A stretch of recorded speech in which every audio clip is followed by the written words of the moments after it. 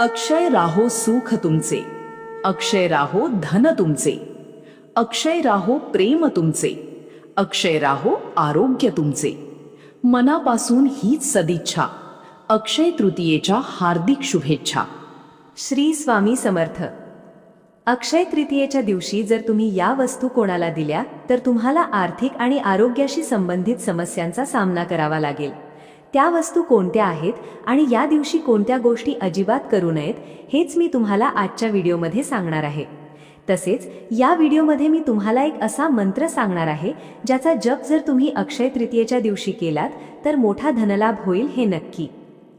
माझ्या प्रिय बंधू भगिनींनो, तुमचा येणारा प्रत्येक दिवस सुखात, ऐश्वर्यात आणि निरोगी जाओ. तसेच येणाऱ्या 24 तासात तुमची एखादी मोठी इच्छा पूर्ण होवो अशी मी स्वामींच्या पवित्र चरणी मनापासून प्रार्थना करते.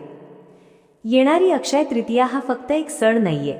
ही अशी वेळ आहे ज्या दिवशी तुम्ही केलेली एक छोटीशी चूक सुद्धा तुम्हाला वर्षभर त्रास देईल आणि त्याच दिवशी जर तुम्ही काही गोष्टी नीट पाळल्या तर तुमच्या आयुष्यात असा बदल होईल की तुम्ही स्वतः म्हणाल, खरंच देवाची कृपा झाली. बघा, अक्षय तृतीया म्हणजे अक्षय म्हणजे कधीही न संपणारे. या दिवशी केलेले पुण्य, केलेली चांगली कामं किंवा केलेल्या चुका हे सगळं वाढत जातं. म्हणून हा दिवस खूप संवेदनशील असतो. आपल्या हिंदू धर्मात हा दिवस खूप पवित्र मानला जातो. वैशाख महिन्यातील शुक्ल पक्षातील तृतीया हीच ती तिथी. या दिवशी भगवान विष्णूंचा आशीर्वाद विशेष मिळतो आणि माता लक्ष्मीची कृपा घरावर राहते असं मानलं जातं. तुम्ही अनेकदा ऐकलं असेल, या दिवशी खरेदी केली की ती वस्तू वाढत जाते, टिकते. म्हणून लोक सोने, चांदी, नवीन वस्तू घेतात. पण त्यामागचं खऱ्या अर्थाने कारण काय आहे हे फार कमी लोकांना माहीत असतं. कारण खरी गोष्ट अशी आहे की या दिवशी आपण जे काही करतो ते आपल्या आयुष्यात सवयीसारखं बसतं. जर तुम्ही योग्य गोष्टी केल्या तर सुख वाढतं आणि जर चुकीच्या गोष्टी केल्या तर अडचणी वाढायला सुरुवात होते. म्हणूनच काही नियम आपल्या शास्त्रात सांगितले आहेत, जे पाळले तर घरात समृद्धी टिकते आणि दुर्लक्ष केलं तर लक्ष्मी घर सोडून जाते. आता तुम्ही स्वतः विचार करा. कित्येक वेळा आपण म्हणतो काहीच समजत नाहीये, पैसा येतो पण टिकत नाही, किंवा घरात सतत काही ना काही प्रॉब्लेम्स होतात. यामागे मोठं कारण असतं अशा शुभ दिवशी झालेल्या छोट्या चुका. म्हणूनच आज जे मी सांगणार आहे ना ते अगदी लक्ष देऊन ऐका. कारण यातली एक जरी गोष्ट तुम्ही चुकून केली तर त्याचा परिणाम तुमच्या संपूर्ण कुटुंबावर होऊ शकतो. आणि सगळ्यात पहिली, सगळ्यात महत्त्वाची गोष्ट जी बहुतेक लोक नकळत करतात ती म्हणजे पैशांबाबतची चूक. तर बघा, अक्षय तृतीया म्हटलं की लक्ष्मीचा दिवस. या दिवशी आपल्या घरात धन, समृद्धी, भरभराट यासाठी आपण प्रार्थना करत असतो. पण याच दिवशी जर आपण पैशांबाबत चुकीचा निर्णय घेतला तर त्याचा परिणाम उलट होतो. सगळ्यात आधी एक गोष्ट लक्षात ठेवा, या दिवशी चुकूनही कोणालाही पैसे उसने देऊ नका आणि स्वतः सुद्धा कोणाकडून उसने घेऊ नका. आता तुम्ही म्हणाल, अगं ताई, एवढं का महत्वाचं आहे? तर बघा, अक्षय तृतीया म्हणजे जे काही कराल ते वाढतं. जर तुम्ही या दिवशी पैसे उसने दिले तर आयुष्यभर तुम्ही देतच राहता आणि जर उसने घेतले तर कर्जातून बाहेर पडणं खूप कठीण होतं. खूप लोकांच्या आयुष्यात असं घडलं आहे. सुरुवात होते एका छोट्या रकमेपासून आणि हळूहळू ती सवय बनते. कधी शेजारी येतात, थोडे पैसे दे ना आजसाठी, किंवा नातेवाईक म्हणतात, थोडे पैसे दे, उद्या परत करतो. आपण आपुलकीने देतो पण परत मिळत नाही आणि मग आपल्यालाच अडचणी येते. म्हणून या दिवशी एक नियम पक्का करा, काहीही झालं तरी पैशांचा व्यवहार उसने करू नका. तुम्ही खरेदी करू शकता, नवीन वस्तू घेऊ शकता, कारण तिथे तुम्ही बदल्यात काहीतरी घेत आहात. पण उसने हा शब्दच टाळा, कारण लक्ष्मीला स्थिर राहायला स्वच्छता, शिस्त आणि योग्य व्यवहार आवडतो. आता दुसरी महत्त्वाची गोष्ट जी खास करून महिलांनी लक्षात ठेवायची आहे. अक्षय तृतीयेच्या दिवशी अनेकदा असं होतं, शेजारची एखादी बाई, मैत्रीण, तुझी साडी दे ना आजसाठी, किंवा तुझे दागिने दे, मला घालायचे आहेत. आपण काय करतो? आपुलकीने देतो, ठेव ना, काय आहे त्यात. पण इथेच मोठी चूक होते. या दिवशी तुम्ही वापरत असलेली साडी, दागिने, विशेषतः मौल्यवान वस्तू या तुमच्या घरच्या लक्ष्मीचं प्रतीक असतात.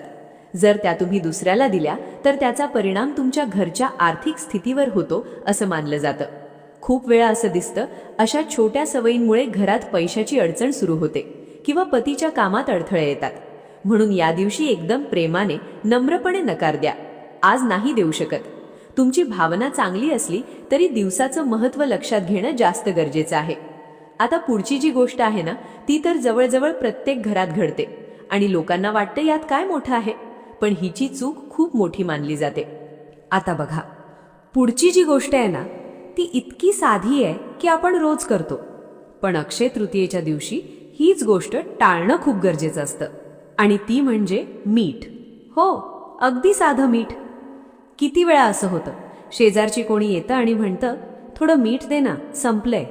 आपण लगेच देतो, कारण त्यात काही चुकीचं वाटत नाही. पण या दिवशी मात्र मीठ देणं किंवा उसनं घेणं टाळायचं असतं. कारण आपल्या परंपरेनुसार मिठामध्ये लक्ष्मीचं प्रतीक मानलं जातं.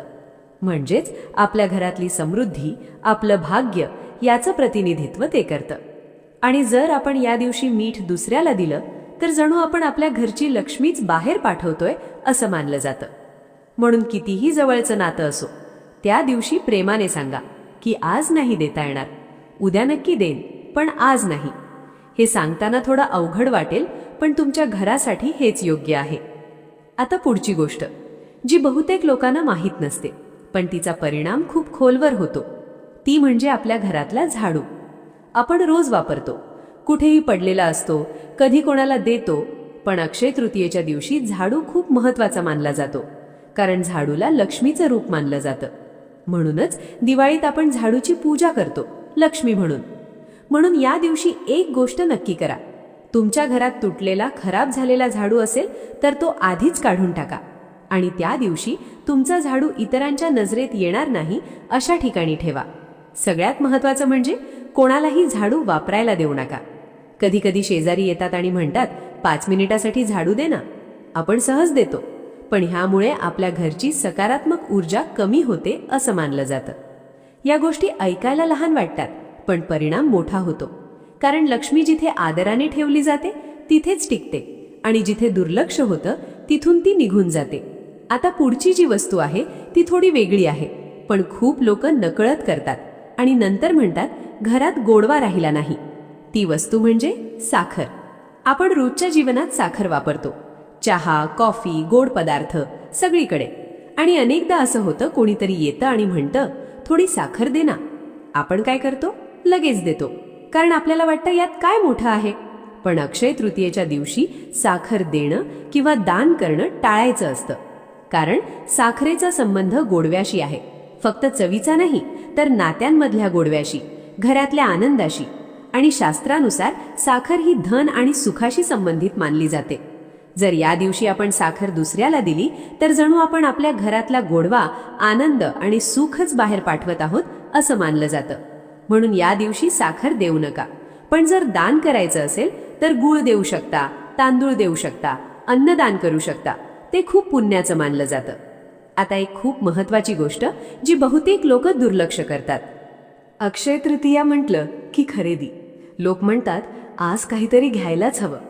हे बरोबर आहे, पण काय घ्यायचं आणि काय टाळायचं हे समजून घेणं खूप गरजेचं आहे. या दिवशी शक्य असेल तर सोने, चांदी किंवा घरासाठी उपयोगी आणि शुभ वस्तू घ्या. पण लोखंड, स्टील, प्लास्टिक अशा वस्तू घेणं टाळा, कारण या वस्तू नकारात्मक ऊर्जा आकर्षित करतात असं मानलं जातं. आणि अशा वस्तू या शुभ दिवशी घरात आणल्या तर प्रगतीत अडथळे येऊ शकतात.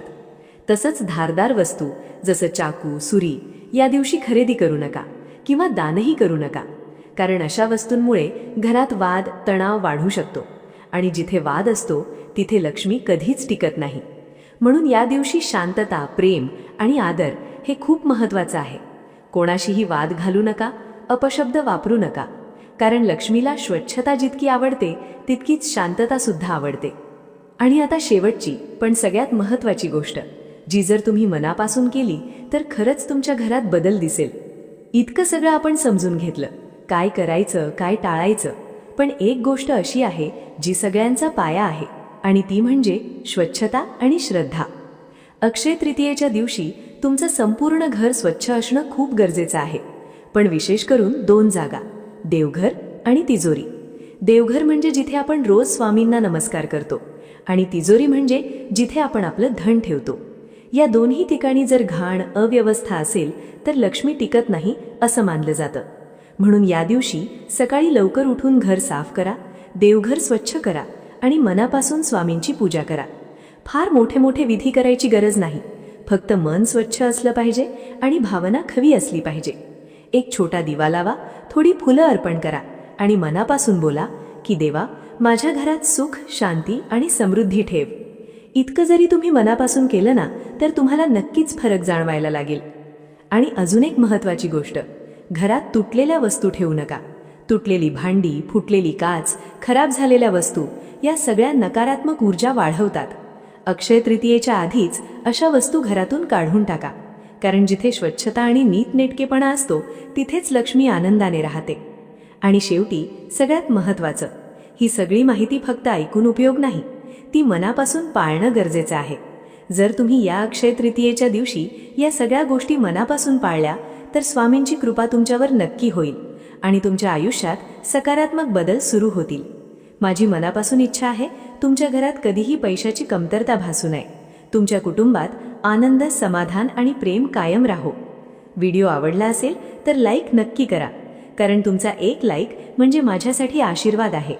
तुमच्या घरातही स्वामींची कृपा व्हावी असं वाटत असेल तर हा व्हिडिओ आपल्या जवळच्या लोकांपर्यंत शेअर करा आणि कॉमेंटमध्ये प्रेमाने श्री स्वामी समर्थ लिहा. तुमची भावना स्वामींपर्यंत नक्की पोहोचेल. चॅनलवर नवीन असाल तर सबस्क्राईब करा आणि अशाच विश्वास देणाऱ्या आणि मनाला स्पर्श करणाऱ्या गोष्टींसाठी आमच्याशी जोडलेले रहा. श्री स्वामी समर्थ.